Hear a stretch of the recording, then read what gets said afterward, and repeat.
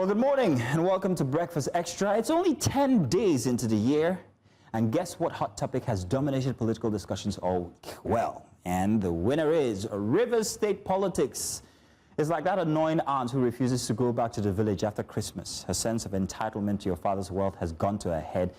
Now she runs her farm from the guest room downstairs, yelling on the phone every morning to Ebuka, with terrible network, by the way, to make sure that she tends to the kitchen wire of the poultry. Well, let's start today with a small class, a governance for beginners type of explanation. Let's think of democracy like a school election. Everybody campaigns, everybody votes. When someone wins, the class rules. No one student decides how things are run. Now, let's imagine a different class, one where one very influential student, because daddy paid for the school football field, funds the posters, he controls who gets chalk and decides who is allowed to speak or get admitted onto the pitch at break time. Before class elections, he quietly picks the class captain with whom he has developed a very close relationship.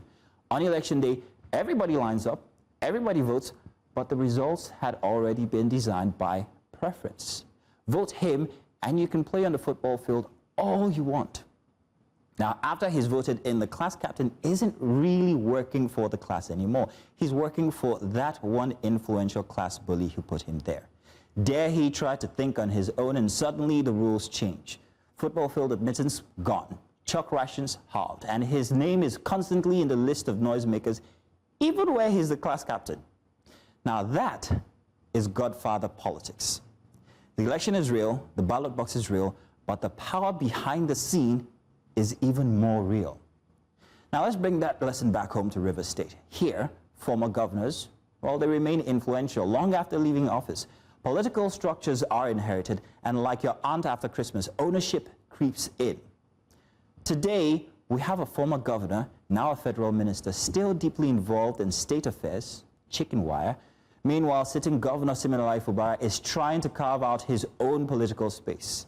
Along the way, we've seen reconciliation meetings, we've seen shifting alliances, we've seen constant talk of party realignment. One week is PDP unity, the next week is whispers of APC conversations. Impeachment discussions surface as casually as the weather. In fact, Rivers politicians now hold party cards the way PDP members carry umbrellas. Despondently. The House of Assembly plays its own part as well, swinging between cooperation and impeachment signals, reminding everyone that stability is not something that you manage daily, it's something that you have to, well, nurture. It's something you inherit. See, there are levels to this. There's levels to these things. Have we seen this before? Have we, I don't know, have we seen this before? Yes, boom, Lagos. A certain year, another former governor pulled the strings behind the scenes, keeping party structures close. The sitting governor struggled to assert authority, maneuvering carefully to avoid invisible tripwires. Alliances shifted quietly, by the way, and the city watched the next election cycle as it was shaped, not by scandal, not by subtle game of influence and loyalty.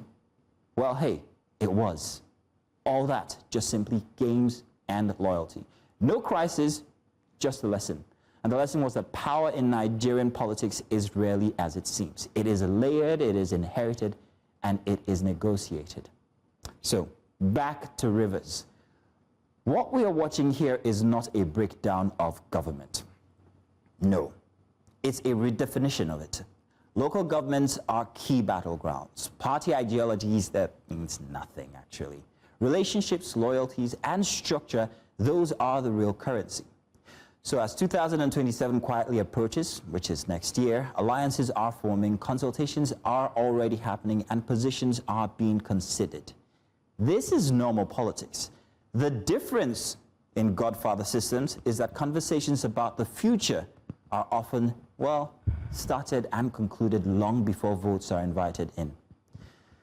They happen in people's minds, riding high on ego, a sense of possession, and even greed.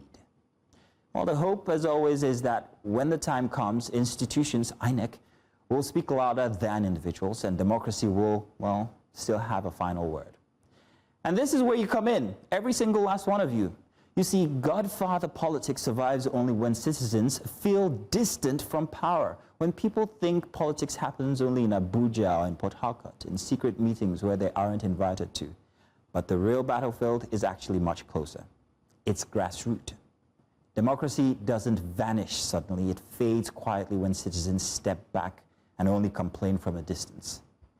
So as Rivers continues to realign and reposition ahead of 2027, the most important political actor is not in Government House or in Abuja.